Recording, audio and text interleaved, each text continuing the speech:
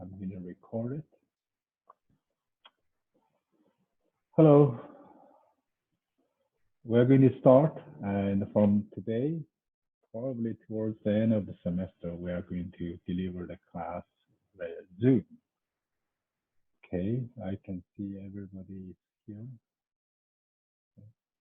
You can use the chat box to ask questions. So I have 18 students here only. Wish to have more. I only have 18. Let's wait another 1 minute to really start, okay?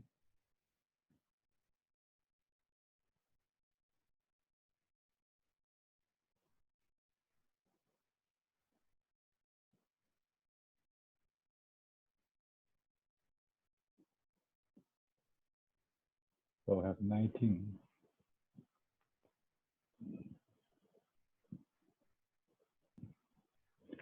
So I suggest you go to CAT course, and you are going to see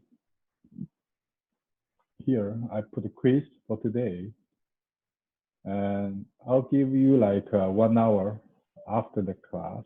You can finish the quiz and submit. I'll create a submission button for you, okay? Okay, so, okay, we're going to start, okay. So last week we covered the system types, okay? You have a steady state error, you need to have integrated in the loop for a step response. So if you want to have a zero steady state for step input, then you need to have an integrated in the loop. Okay. So today we are going to talk about control system design. As I told you that we have 2 questions to ask. The first is, what do you want? The second is, what do you know? And we are going to cover more on the model-based control design. So, but first of all, let's go to the block diagram manipulation. Here, we have until here.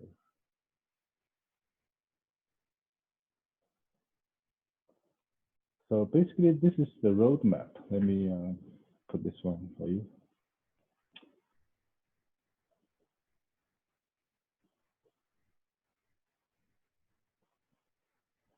So this is the roadmap.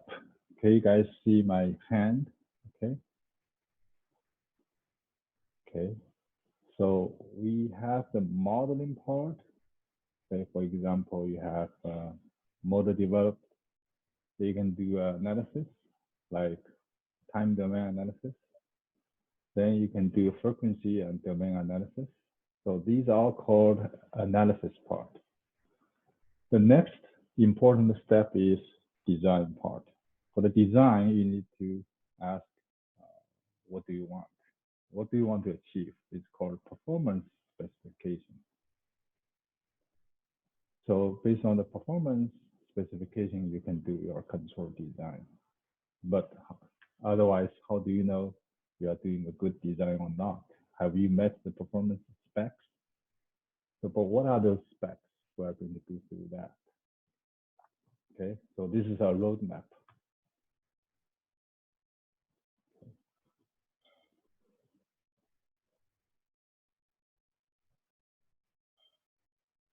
So let me start by showing this slide, okay? This is called block diagram reduction. So if you have a summation junction like this, so X3 is X1 plus X2. So you have 2 cascaded one, you have G1, G2. But for this, you can see G1, G2. Okay. Then you have a parallel connection, you have G1 plus G2. So in principle, you can write G2 plus G1, fine. But here you need to be careful, okay? You need to be careful. G1 times G2. So the X1 goes to G1 first, then you go to G2, you write this way. But for SISO system, SISO, single input, single output, you can write G2 times G1, okay? However, for the MIMO case, multi-input and multi-output case, you cannot do that. You have to do a G1 and G2, cannot do a G2 and G1, cannot swap them, okay? All right, that's parallel connection. Let's look at the last one, is a feedback connection. So the G is called forward path. The H is called feedback path. So G times H here is called loop transfer function. Remember, in real systems, the G can be idealized like 1, okay? That's why you put a just direct go through here. So the transfer function for the closed loop from X1 to X2 is G over 1 plus GH, okay? That's feedback loop. So this is a signal from X2, they are the same. But if you want to shift this X2 to here, to front, then you're going to have X1 is X2 divided by G. The same thing is true, you can put this summation in the front, X2 in here, then you have X2 divided by G plus X1 times G is still the same as this. So you can really shift this signal from behind to the front, okay? So let's see a block diagram with a feedback loop. This is a feedback loop, but here is a disturbance. You pull out this signal and feed this one here to here. So this is called feed forward, okay? Feed forward. But remember, when you pull out the signal from here, that means you are assuming that you can measure this disturbance input, which in practice, this is usually not true. You cannot really measure those disturbance inputs. But some cases it's possible. Sometimes it's like indirectly measure it or estimate it. Okay. So let's see if we don't have the driving inputs. Okay, so that means the U is 0. You have two inputs here. One is W, one is U and Y. So you can use superposition principle. So then U is 0. Then when U is 0, you have this one going to here and coming over here. And you have this one here. What do you have? So you pull out this W in here. And here you have, no, wait a minute. So here you have going through the G, F, C4 to here is minus GF times W and times GC. Okay, so what I'm going to get is something like this. 1 minus GC GF, and you have this one is a GC to here, add together and going through the P. Okay, let me go back again. So P is here. This one going through here to here is HGC. Okay, this one going here is 1 plus, actually it's minus GF GC. So 1 minus GC GF. This one is a GC TH, so this is a minus. By doing that, we can, so that's from W to Y, you know what's that? Okay, let me try to see if I can write. No, cannot. So then if I set W is 0, meaning here the W is 0, then what I have is simply a closed loop system GC DP plus this one. So together, so this is the when G is 0, we write W in here, so W in here, the minus in here, so this is a minus.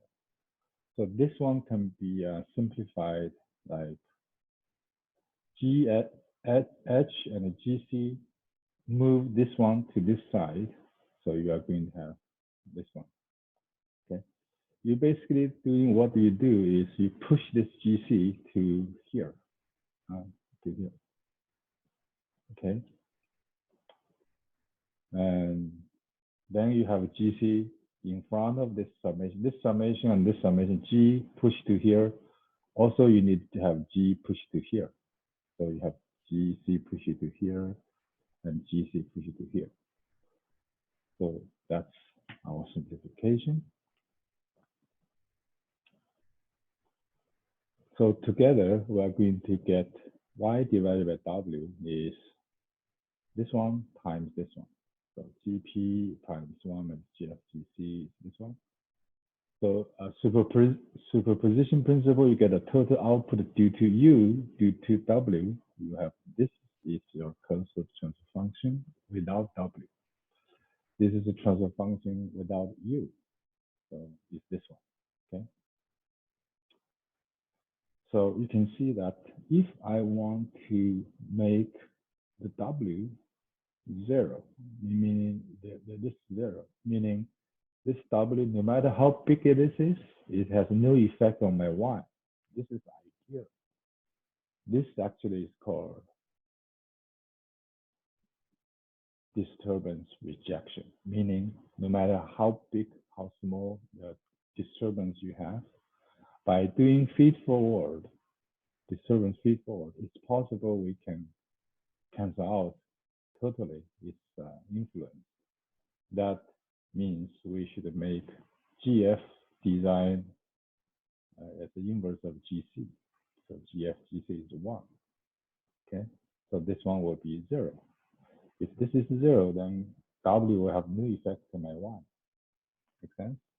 So I call this output is fully compensated, or the disturbance is fully rejected. Okay. So we're going to skip these slides. So we are here. We're talking about performance, okay? So this answers the first question about what do you want. The first thing first, I want the system to be stable, okay? What do we mean stable? That means the overall system's, the poles are living on the left half plane, okay? So if you have an initial condition, you're excited, then that initial condition or response due to the initial condition will decay to 0. That's called asymptotically stable. So then if you have a bounded input, then I should have a bounded output. It's a BI/BO stability. We covered stability before. Okay, that's the first thing first. What do we want? I want the whole system after I design closed-loop system to be stable.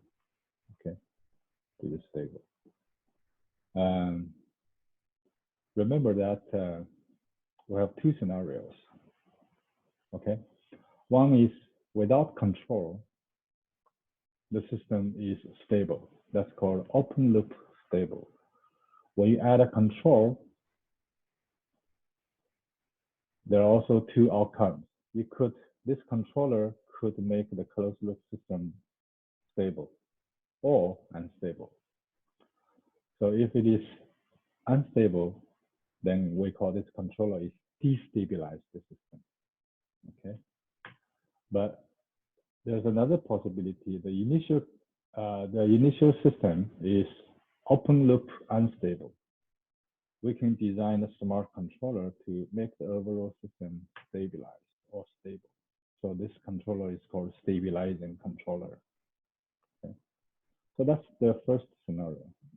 Again, remember that for the closed loop system, okay, for the closed loop system, if you don't design the controller properly, you will mess up the whole system stability for sure. So we want to make stable, okay?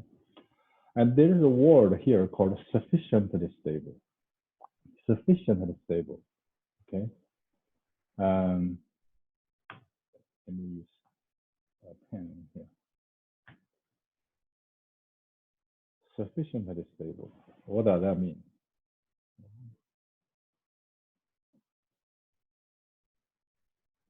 sufficiently stable. That means I should not be so close to the boundary of instability. So I need some sort of margin, guarantee, stability margin.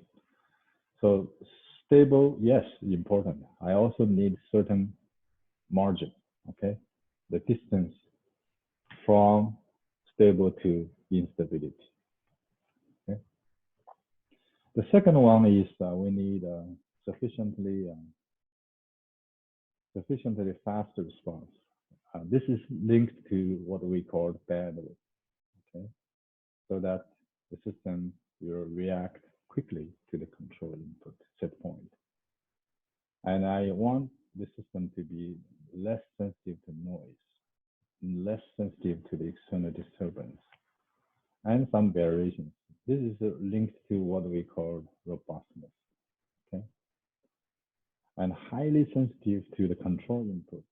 So this is related to the, remember we learned this transfer function S and transfer function T. T is called complementary arrow transfer function we learned before. And tracking arrow, I hope the steady state arrow should be small enough, okay? Usually I want this one to be, zero. Steady state arrow is 0. We talked about how to make a steady state arrow in last lecture regarding system types.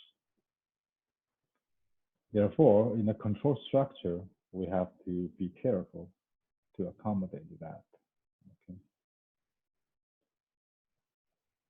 So this is a performance specification of a control system.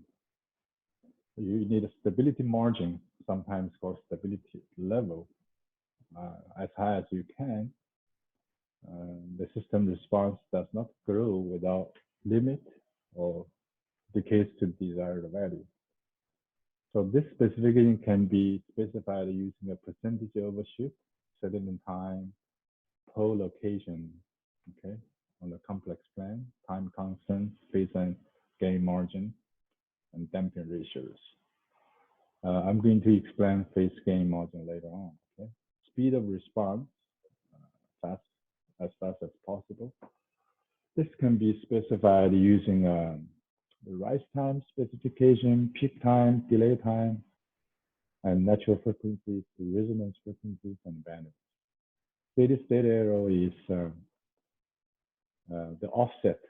Those steady state arrow is negligible. So hopefully it's 0. In practice, we want to be 0. Robustness is high. Dynamic interactions. So in the MIMO case, okay, one channel of input will not affect the other channel's output. So this is called cross sensitivity and cross transfer function. In this course, we will not cover a lot about this MIMO features, multi-input and multi-output features. We focus more on the size of scenario. But so all the requirements here, okay, might be conflicting. So therefore, sometimes people say control system design is an art of trade-off. So you gain some benefits, okay, perhaps it's at the cost of some other sacrifice of other performance specs. So there's a trade-off. So we're going to see a picture of this one first. So you can see, usually I give input. This is the dashed line. This is step input. Then you have a response. So this is the response. Okay. So usually you have a peak. So PO is called percentage of overshoot. Okay. MP, percentage of overshoot. So you have TR is your response first hit 1.0 this reference. That's called rise time. TD is you first hit the 50% of the reference. It's called this one, TD. And you have the TP is the peaking time of the overshoot. And usually this shaded area are just the boundary of specification. You should not get out of this bounded shaded area inside. And then you have a settled in here. So this is called settling, TS. So you can see TS is the settling time is depending on how many percentage, like plus or minus 2% here. But imagine that you say, oh, I relax this one out plus or minus 5%. Then this one will be roughly here. So consider that settled. Okay, it's here. So usually you have a 5%, you have 2%. Then this is the settling boundary. Okay, boundary. And this boundary in the end is called the steady state error boundary. Hopefully it's 0. Let's go back to see each of them. Peak time, rise time, modified rise time, and delay time, 2% settling time. So when you talk about settling time, you have to talk about how many percent, okay? So this is called 2%. You can say 5% or 10%, it's up to you. And peak magnitude is MP, is the percentage of overshoot, okay?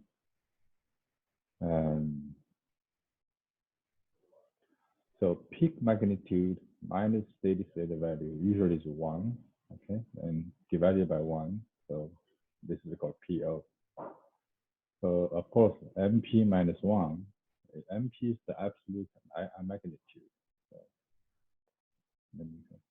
So MP is the magnitude in here, minus 1 is this PO divided by 100. So these are the specs, okay? These are specs.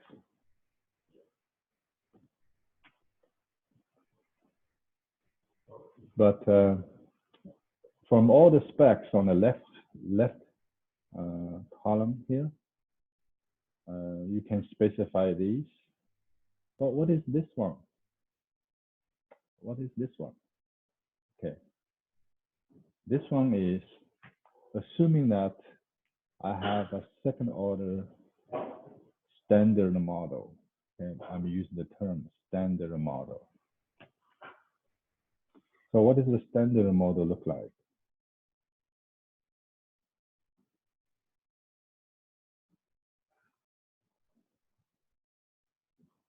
Wait, where I can get a standard model?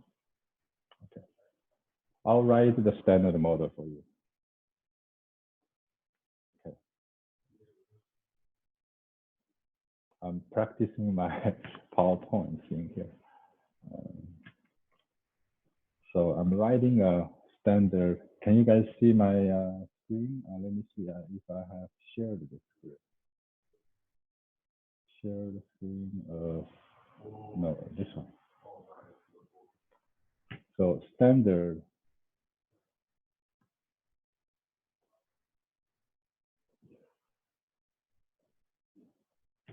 is called what?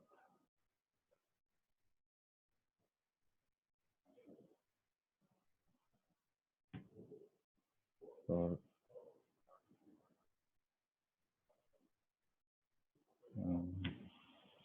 should work.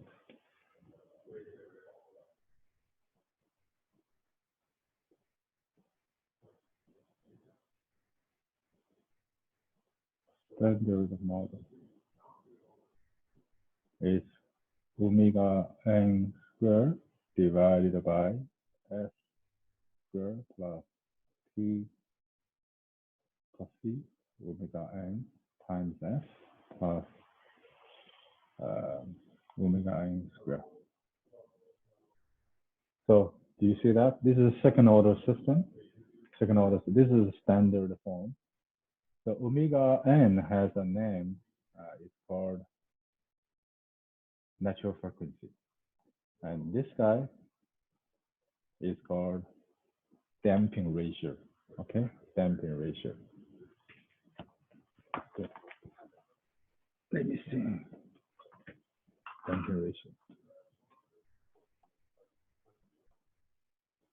So think about what is the DC gain of this standard model.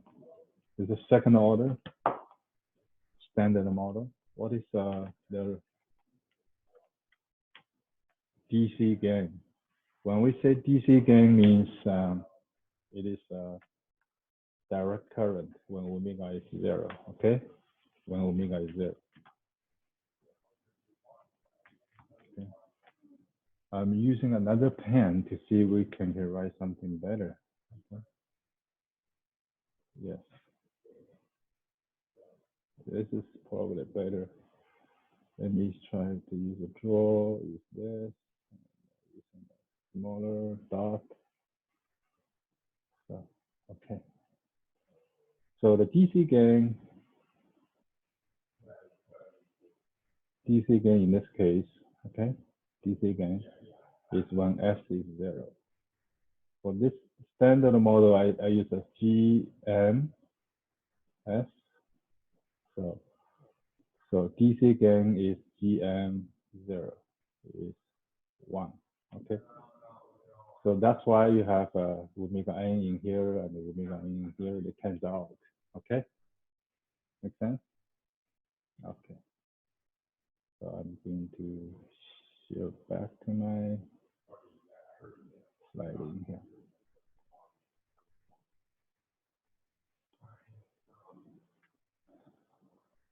Okay.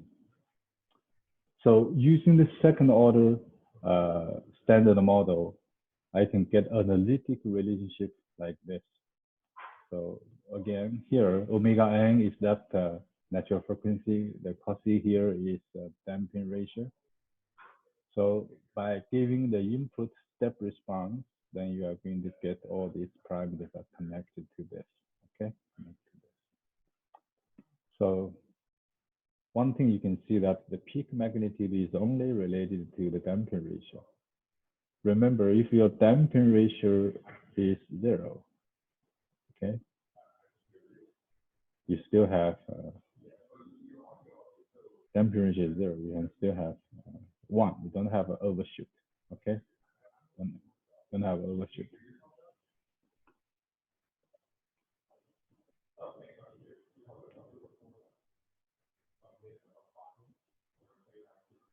So you can see the overshoot versus damping ratio from 0 to 1. Then it's from 100% to 0. You don't have an overshoot at 1. Okay. And so let me run through an example for you. Okay. So I want to design a control system. Let me see if I can draw in here. Oh, nice. I can the design specifications for a control system. Then percentage overshoot is less than 10%. On settling time is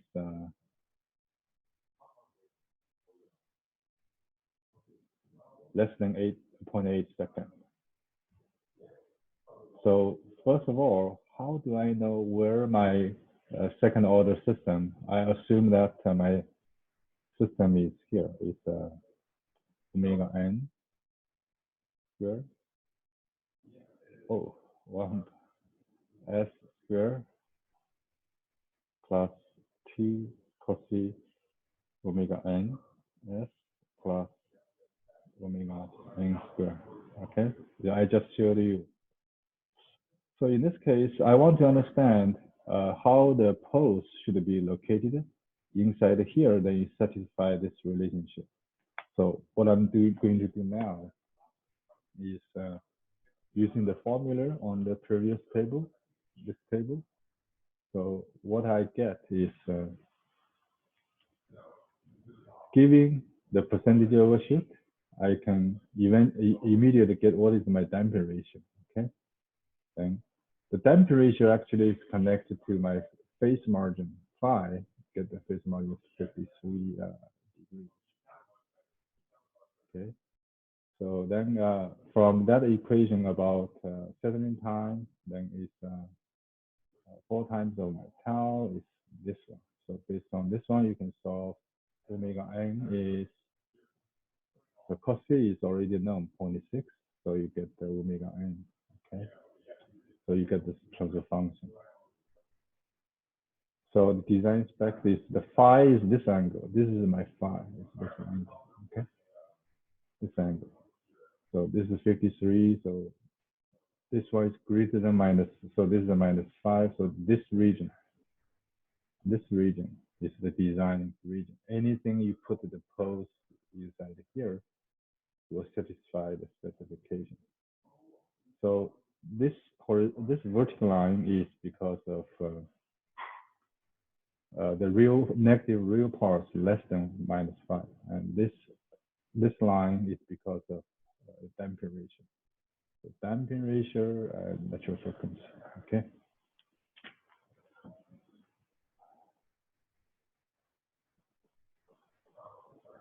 So we are now in this type of control scheme. You have a plan.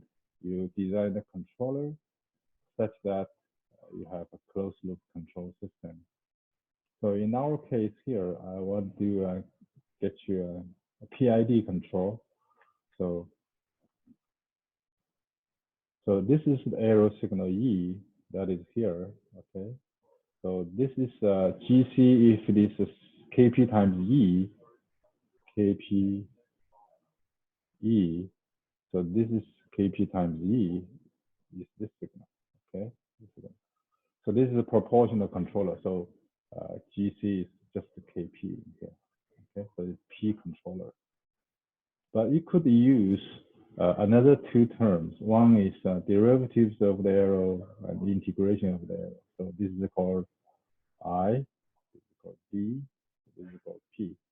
So PID stands for proportional, derivative, and integral. Okay. But remember, you have three parameters you need to decide. What's this, and what's this? Such that the overall closed loop system is GC, GP divided by 1 plus GC, GP. Okay, such that, okay, the overall design spec can be met. Okay, can be met. All right. So this one, tau D, is called derivative time constant. Tau I is called integral time constant or integration rate. So you can see the KP is outside of the bracket. Okay, in the bracket. This is an industrial notation to pull out the KP to the outside. Okay, to the outside. You probably will see in other textbooks they write simply this way: KP times E plus KD times E dot plus KI times integration of E. So this is more academic textbook type, but this is more industrial type. They want to launch all the KP in the front and put this one 1, so that makes better sense in the industry setting how to tune the KP. Okay.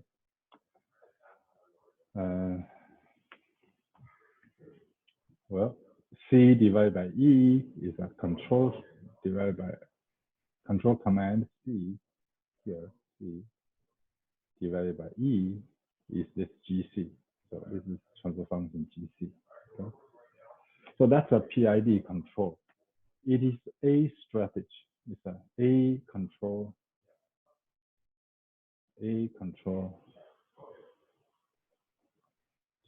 control method. Okay, let's say, or structure. You can imagine there are infinitely many ways to combine the use of all this information here, going through a control strategy and produce the state. There are infinitely many. While 90%, okay, well, 90% of the existing industry controllers are in PID type, okay, 90%. So therefore, we have a dedicated PID control module designed for everyone in the class. You have to know how to deal with the PID, how the three parameters are set, how to choose them. So we are going to do next, okay, not this class, okay. So it's called PID control.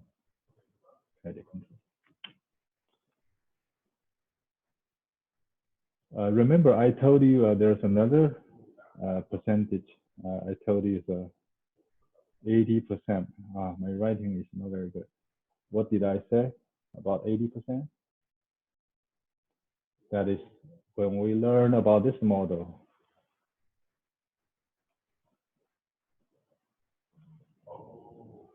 First order plus the time delay model. I told you that 80% of all existing control tasks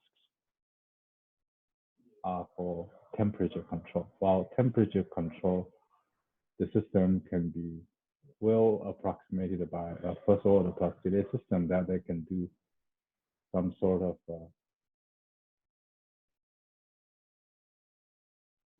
some reaction curve. Okay, reaction curve. All right, so let's move on. Any questions? And so far, you just enjoy my explanation of controller design. And let me summarize what we did so far. We talked about control specifications. Okay. We talked about how the control specifications can be mapped. Okay. We call this is a mapping. Okay. Can be mapped from all these control aspects, mapped to the parameters of the standard. Okay. Standard second order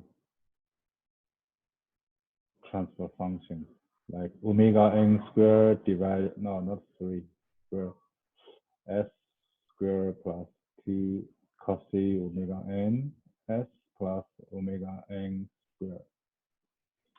So, but there are multiple ways. This is one of the ways more convenient for us to connect these. So, giving overshoot, you can look up table to get where is your cos c, okay? So this is an example. And you can also map this one into the location of the poles on a complex plane, okay? Imaginary and real. So this is a typical control loop. I told you that using PID control is only one control strategy method. There are many other forms of the controller. PID, however, is a dominating control strategy in industry. 80% of the controllers in industry are in PID types. So of course you can say, oh, I don't need this term. I only use P and I. Yes. So that's why people say, oh, PI/D. Okay, PI/D. But actually, it's very interesting. So think about this: is you take action, and this is your information of E. How you use the information, you use proportional, which is okay. When you take shower, you feel the temperature, then you proportional to that difference, you change it. So it's a KP controller. But there are other advanced strategies other than this proportional strategy. You can use a proportional derivative and proportional integration, all three of them. But it's philosophically, I want to write this one down, at least I still remember. It's a philosophically effective of using the information E to form your action C. That is, you based on the information, P stands for current, present, okay? Present. D is like doing prediction. It's like future, okay? And I is like past. You integrate all the E in the past, add together. So present, future, and past. So or future is like prediction. So you can imagine that by proper weighted summation or mixture of these three sources of information, you will do a good action. Okay. Okay. So there are many strategies. Okay. Common control actions like on and off, and proportional, reset. Sometimes it's called reset for integral and derivatives. So these are advantages and disadvantages of using different strategies. So let's take a look of this commonly used proportional control. As I showed you that the proportional control, yeah, you can make the KP very big. So to make the steady state error very small and make it fast response. So, but you will push the stability margin to very small. You also have steady state error. Okay. Let's take a look at integral. At integral, you can make the offset to 0.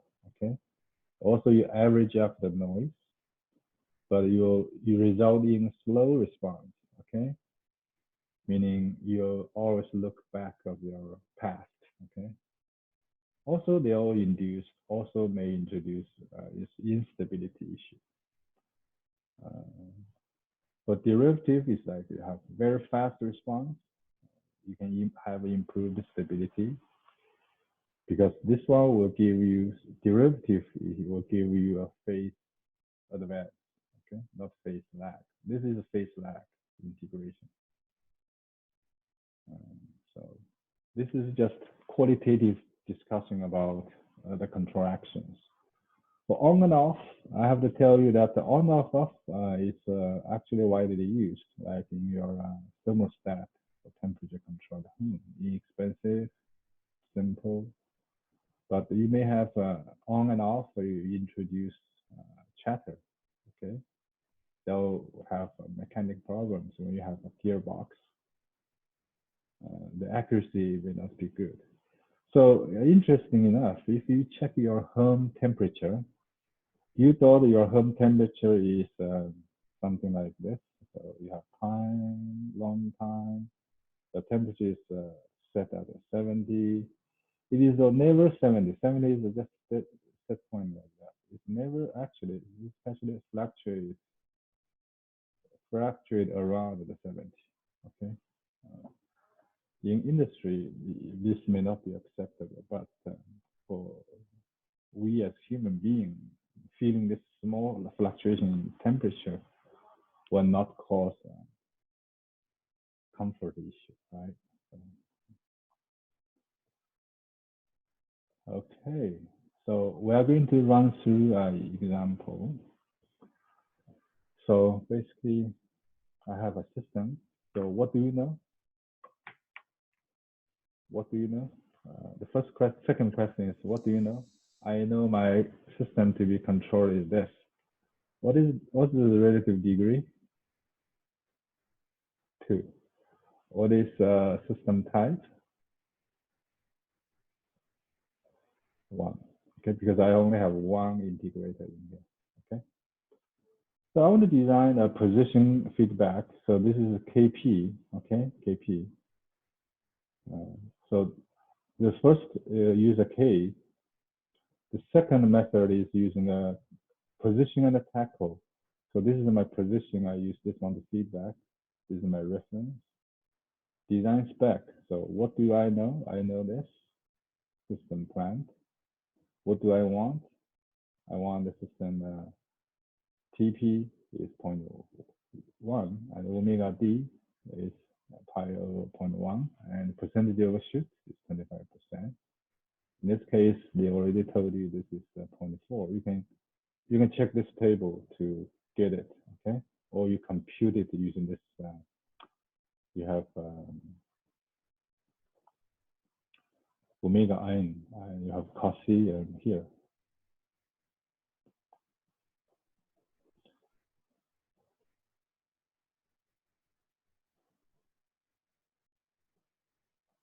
Okay, so percentage overshoot is MP, okay? It's linked to MP, okay? Given MP, you can solve the cos C, okay? So in this case, cos C is 0.4, okay?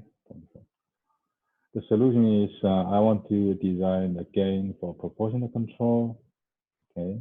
And then closed loop transfer function is K times GP, K times GP, 1 plus K times GP. So it turns out it's something like this, okay? In this one, I'm going to denote, this is omega n square. Omega n square is here. Then cos c omega n is 1, okay? Cos c omega n is 1. So then we know that cos c should be this. So cos c is down, omega d is this equation. Then we do the 2k minus 1. So because omega d is given, then I can solve my k. So you can see if I want a TP, dynamic TP is 0.1, okay? I can go back to refer you. TP is the overshoot peak time, okay? Overshoot peak time, the omega divided by omega d, okay?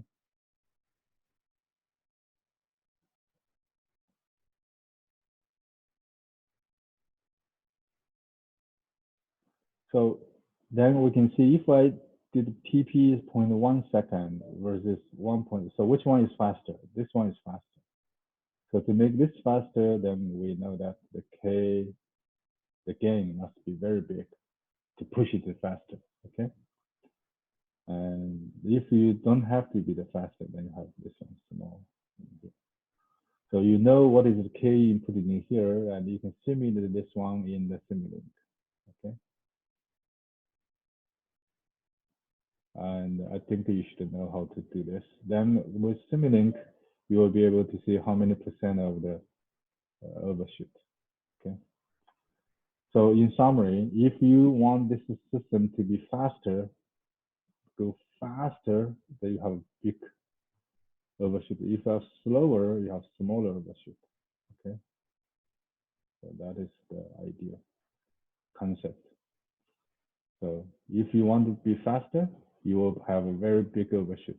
If you have slower, you have a, so these are overshoot and the fastness is always a conflicting requirements. So you need some trade-off. So that's for a position control. What if you have here you have a tachometer?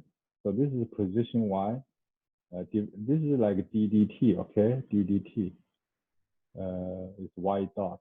So that's a velocity feedback, okay? Position and tachometer. Do you guys know what is a tachometer? Tachometer is you have I'm not very good at this. So you have your motor. This is your shaft, okay? So this is the motor is turning.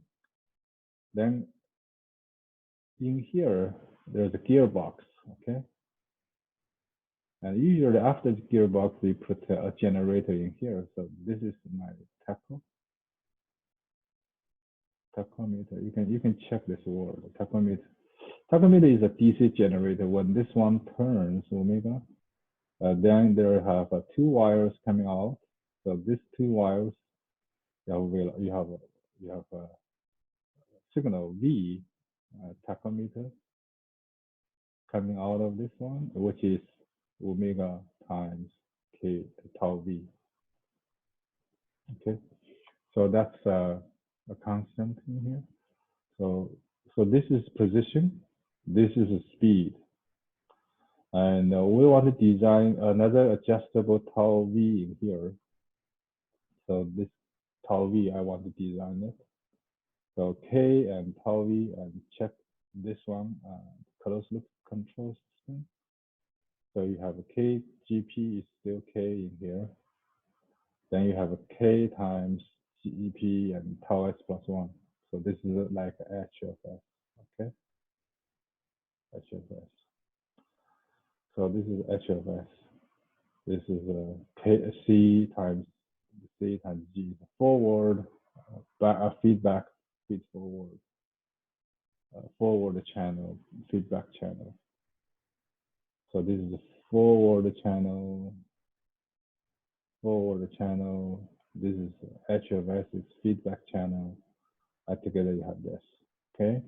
So in this case, you can identify again 2K is omega n square, so, okay? Then cos omega is like, this is 2, I said 2 cos omega n, So this is cos omega n is 1 plus this one. So I want to solve k and tau v. So these are the two design parameters. Okay, I want to design. So then you need to ask, what do you? So this is what do I have? What do you want? I want this peak time is 0.1 second, and overshoot is 75%. And you remember in here, you cannot do simultaneously. You do 0.1, you have to do 90.5% overshoot. So it's like if you don't want this big overshoot, you have to use smaller TP. So TP and PO, it must be compromised. This one shows you it's possible to simultaneously achieve it. Okay, when we have two design parameters here. So you can P1, you get omega d is 10 pi, PO, so you consider this is given. Omega n is omega d divided by this. And so then finally you can get K is 590, tau V is 0.022. By doing that, I can achieve this TP is fast, PO is small, simultaneously. So isn't this beautiful? I think so. So otherwise, if you use this controller, you cannot do simultaneously. Okay, cannot achieve it simultaneously. So that's the beauty of using additional feedback of tachometer. Okay, so that gives you a taste of a control system design. It's very interesting. On the other hand, if you want to use a tachometer, you need to invest more on the sensor, so it's more expensive. So this is simultaneous performance satisfaction comes with investment of sensor to a tachometer measure the speed. Okay. So this steady state arrow we have already discussed. We are going to do very, very quickly. So you have a system and you want to close loop, and you want to make this arrow here 0 steady state. Okay. Of course, you can consider to launch the controller inside here, C. Okay. It's up to you. You can change. So in other words, you can make the GS as a GS times CS. Okay. So then you can condition or you can change the system behavior. That's our next topic. But let's say if you have a G, it could be a C times G lumped. Then E of S is basically 1 over G of S. Okay. Remember, this is something we have learned with T of S, which is 1 minus S of S. So I'm sorry, this should be S of S. Remember, what is a T of S? T of S is G1 plus G, right? Okay, so this is my T. What is S? S is 1, so S in here, S of S is simply this guy, okay? So that's why how the U will affect my E is actually through the sensitivity. But anyway, let's assume that your input is US is 1 over S, okay, reference. 1 over S cancel S, so everything is 1 over G0.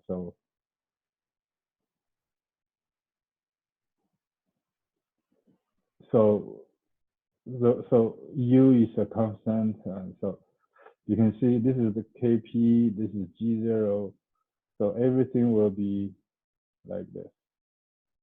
Call this is a constant. So E steady state is something like this. So let's run an example here. What is the system type here? 0. System type here, 0. System type here, 0. System type here, 0. System type here, 1. What is the system type here? Still 0.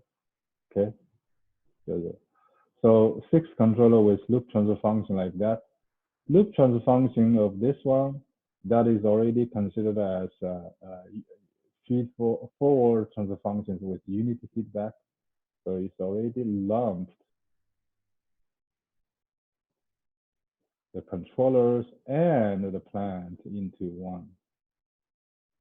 So I want to check additional gain K such that we can meet steady state error less than 5% for a step input. So in this case, K is times GS, so this is cancelled out.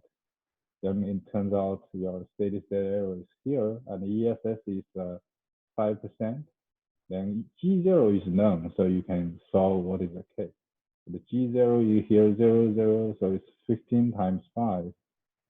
So then your K should be like this. Okay, this one is same thing, you know. In this case, E, okay, we learned that you have a system type 1 in here, so the steady state error is 0, automatically satisfied. So you can put what? Any K, okay, any K, okay, any K. So in this case, you have a S in here, you steady state error spec cannot be met. Cannot be met because this one will be 0. If the S is 0, G0, this is 0. 0 times K, meaning it's always 1. So the ESS is always 1, so it cannot be met. That's an example. So here we are talking about system type 0, type 1. I think we have learned this. We have learned this. We have learned this. So there's a table in here, okay? This is very interesting. I told you about unit step. The input Laplace transform is like this. For your system to be controlled, so you can write G of S. For type 0, or let's say for type 1,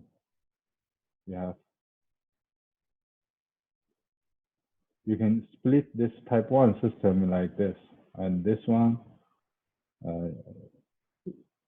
if this type 1, what is the G0?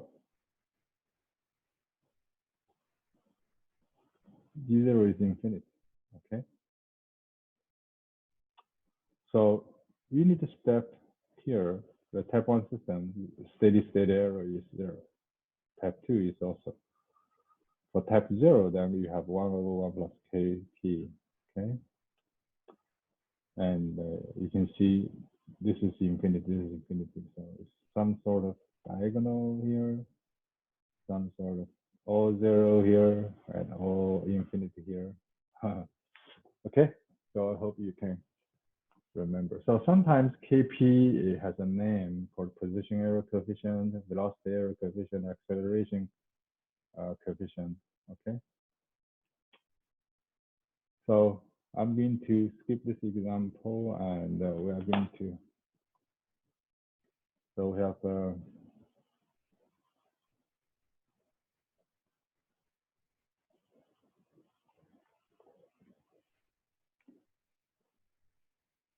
specifications. I hope this is a useful figure.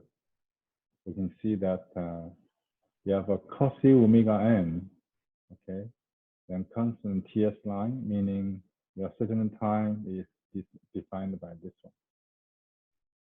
The constant PP line is this one. It's called peak time, okay? Peak time. So you have constant steady state error. I want this one here. So you want to make sure your design region is inside this circle. And you have constant percentage overshoot. This is this.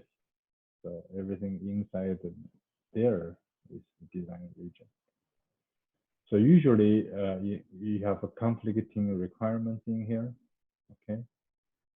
So all combined will be intersection of those areas. Okay, it's called performance specification using an imaginary axis. You can see where the poles should be located. Okay, so I think the sensitivity part, we have talked about it. T and S. Excuse me.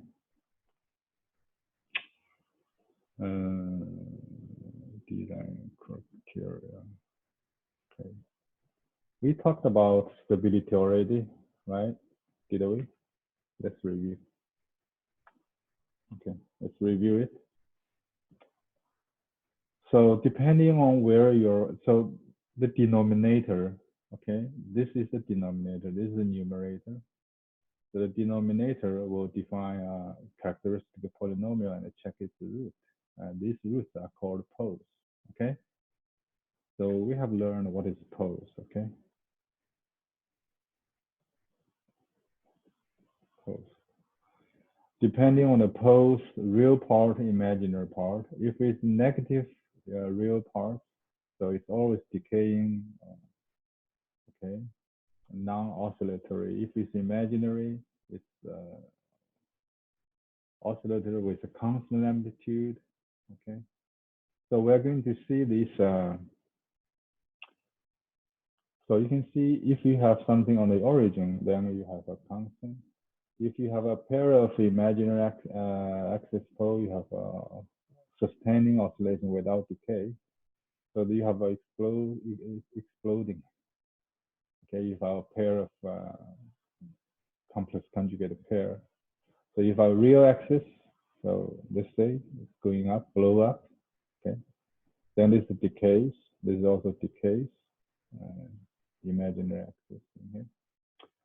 So I think this picture you should remember, we visualize it. But there is something they didn't mention, but we learned that what if we have multiplicity in here? You have multiplicity 2 in here. What are you going to do?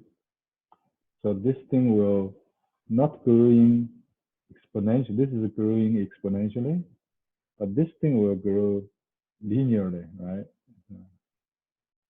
Because we have a t sine omega t, something like that, okay? You have this t term.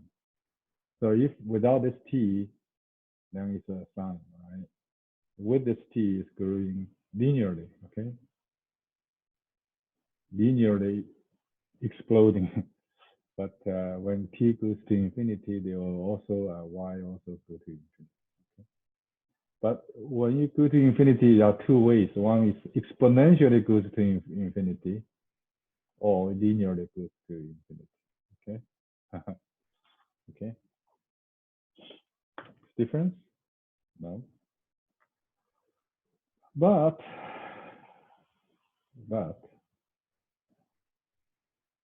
how, you know, when the n is big, okay, when n is, okay, when n is big,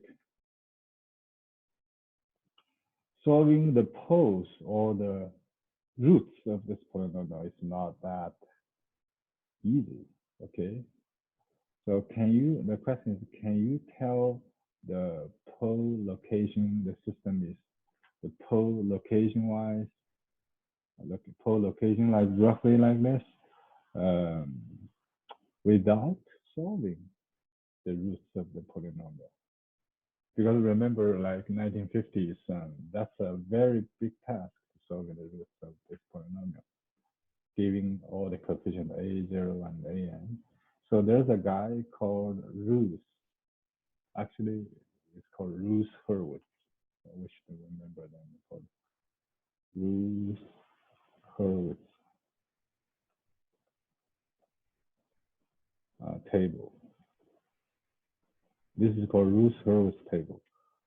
What they did is you pull out the highest term in here, the highest term, and you reduce one after another. So you skip n minus 1, skip n minus 3. You just, for the first row, second row, you also can n minus 1, n minus. So these two rows are possible to write down immediately by referring this, okay? These first two, no question, very easy to write.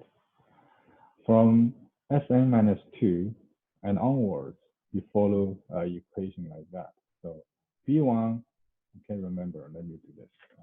B1 here is looking at the 2 here, so it's AN times AN minus 2 minus this one and divided by this guy. Okay, divided by this guy. You lead to this. So I want to remind you, remember you have 2 by 2 matrix, and you do a determinant is this one minus this time this minus this time. This is just offset. So it's just reverse the way, okay? Be careful. So if you forgot this equation, okay, forgot this equation, you just recall what is 2 by 2 matrix inverse. No, matrix determinant, okay? You remember the determinant of A, B, C, D. What is this matrix determinant? It's A times D minus C times B, right? But remember, A times D minus C times D, that's exactly offset. So in our case, we should do this first minus this. This first and minus this, divided by this immediate above this guy, okay? So we can do the same, AN minus, so for the B2 is AN minus 1. So still this guy, multiply this one, okay? Then minus AN minus this guy, divided by AN. So AN, so you can see there's a pattern, right? You follow this pattern, you get all the B, okay? But for the C, you do the same, checking the last 2 lines. You do the same idea. B1 times AN minus 3 minus AN minus 1 and B2 divided by B1. Okay, the same pattern. So you can do this one minus this one divided by B1. So you got C2. So so on and so forth. We keep doing until you get S0. Okay, the last row. Okay. This is very interesting. I feel so. Construct this table, then you can tell if the system is stable or not. So here is the criteria to tell you. So with a pen and pencil, with a paper and pencil, you will be able to use the Routh-Hurwitz stability criteria. Say, oh, you do this.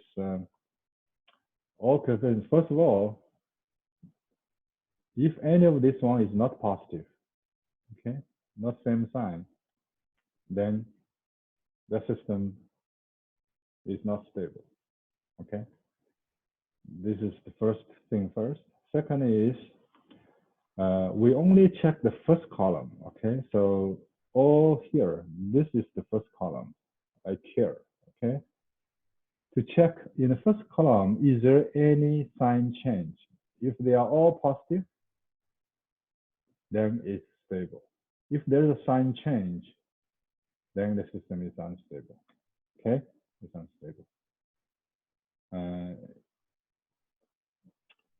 So, but if the system is unstable, I'm going to know how many unstable poles then.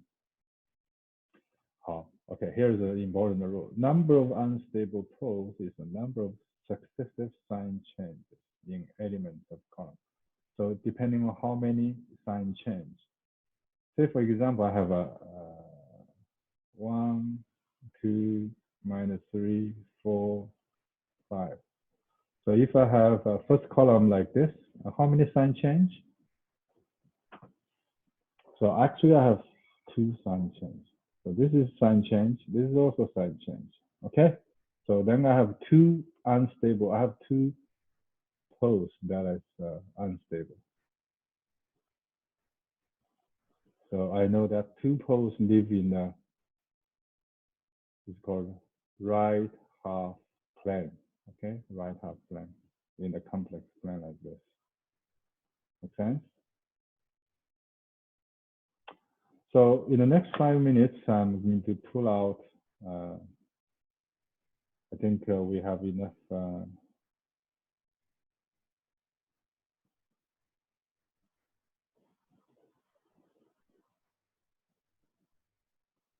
Can you guys see? Let me see if you can see. Yes, you can. So you can see the quiz, right?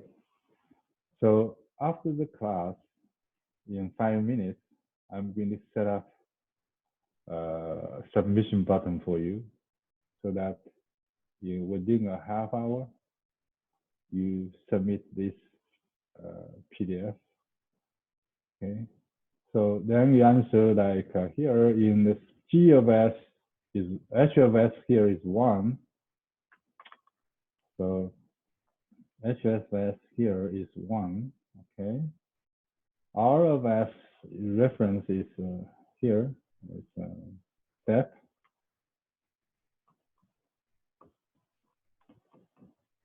Wait. Huh? Okay. Then C is KP, is a proportional controller. Okay, I only have proportional controller. So now my plant is different than last time. Remember, last time I don't have this. So what is the system type? Don't tell me. You're just filling number. What is the characteristic of polynomial?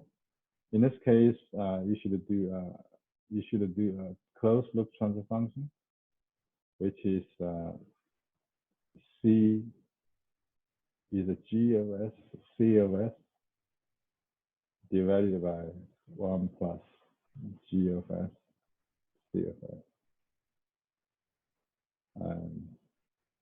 So then you do simplification, you have a polynomial in numerator, a polynomial in the denominator. What we should care is the denominator. Okay, this is my characteristic polynomial. Of course, you can solve the characteristic polynomial then, but I want you to write a polynomial Routh table. Okay, okay, and you are not giving a number of KP. You just put in KP in there, so everything is the KP. So using that one, you can say, oh, what the KP is by your choice, but question is, can you choose KP as a negative? Can you choose KP? You know, is there any range for the KP? I want you find a range. Okay. Okay. So in our case, this is the unit step R1. So Y infinity is. So this is a step input. What is output? Okay. When t goes to infinity. Basically checking the steady state error. So if now you are given this one, what is the Y infinity? Okay. So you answer these questions. You should be able to. Let me open for everyone to ask questions for a few minutes, then we can finish. We have 25 students showed up, and I'm recording this, so I'm going to, let's see, have if I unmute all, you will be a disaster, I guess. So do you have any questions? You can unmute yourself, I believe.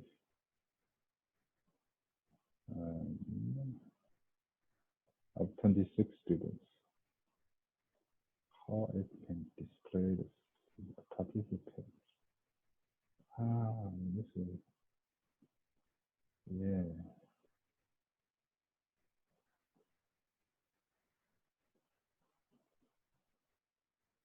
What's the best way? Yeah.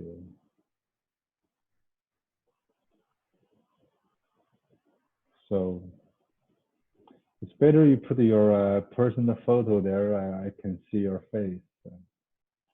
I think it's better than a classroom in a certain sense, isn't it? Okay, I like it. Yeah, all the familiar faces. That's very good. Put your face, okay? Your photo on your name. I can see your face, okay? Let me see. Do you have questions? or not?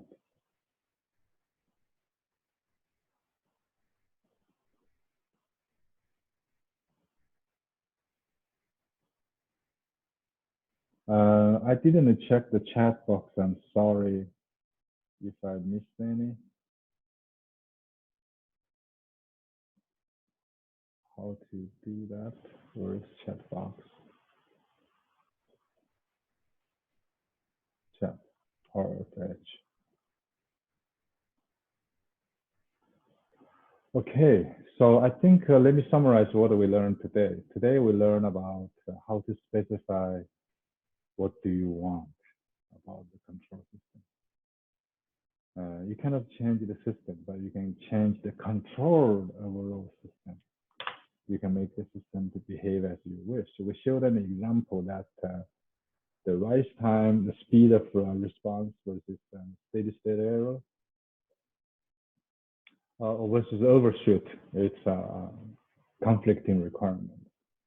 So we can see the P controller cannot do the compromise very well. But if we do a tachometer output, you invest in one more sensor, you can do that compromise.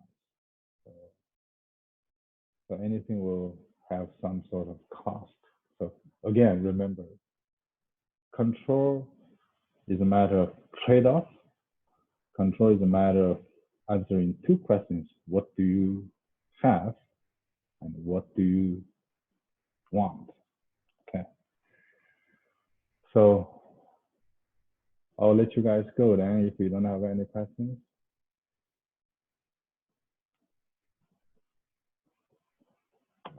You can turn on your, do you have questions you want to discuss about this online delivery? I don't hear anything from you.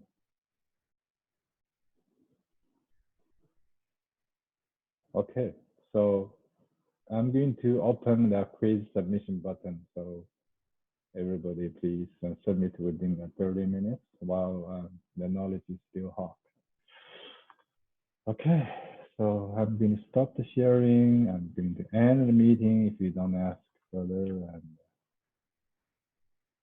we are now reworking on the lab design. We have some pretty good ideas. Okay, I think it will be better than the lab experience, perhaps. Okay, I'm going to end the meeting. Okay, take care, everyone. Bye-bye.